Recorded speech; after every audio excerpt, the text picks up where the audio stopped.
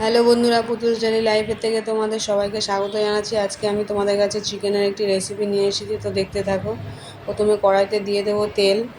তেলটা ভালোভাবে গরম হয়ে গেছে, এর মধ্যে আমি আলুগুলিকে ছেড়ে দেবো, দিয়ে একটু নুন এবং হলুদ দিয়ে আলুগুলিকে লাল লাল করে ভেজে নেব। আলুগুলি আমার ভাজা হয়ে গেছে, এগুলিকে তুলে নেব। ওই তেলের মধ্যেই আমি গরম মশলা আর তেজপাতা ফোড়ন দিয়ে পেঁয়াজ দিয়ে দেবো। পেঁয়াজগুলি একটি ভাজা ভাজা হয়ে গেলে তার মধ্যে আদা রসুন বাটা দিয়ে দেবো।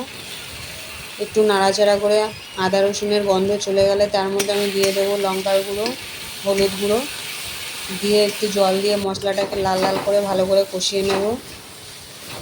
মশলাটায় তেল ছেড়ে গেছে, এর মধ্যে ধুয়ে রাখা চিকেনগুলো দিয়ে দেবো, দিয়ে ভালো করে কষাবো। মাঝারি আগুনে মাংসগুলিকে বারে বারে 2-3 বার এরকম ঢাকা দিয়ে কষিয়ে নেব। তারপর এর মধ্যে দিয়ে দেবো পরিমাণ মতো নুন এবং একটি টমেটো কুচি।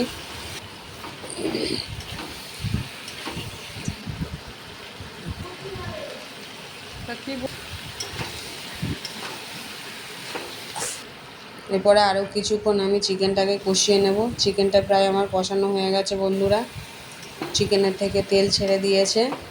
এর মধ্যে আমি দিয়ে দেব পরিমাণ মতো জলটা আমি একটু উষ্ণ গরম করে রেখেছি, তাতে মাংসটার স্বাদ ভালো হয় বন্ধুরা। ঝোলটা আমার এবার ফুটে গেছে, দিয়ে দেবো ঢাকা। কম আগুনে কিছুক্ষণ এটাকে ফুটতে দেবো। আলুগুলিও তার মধ্যে অ্যাড করে দেবো।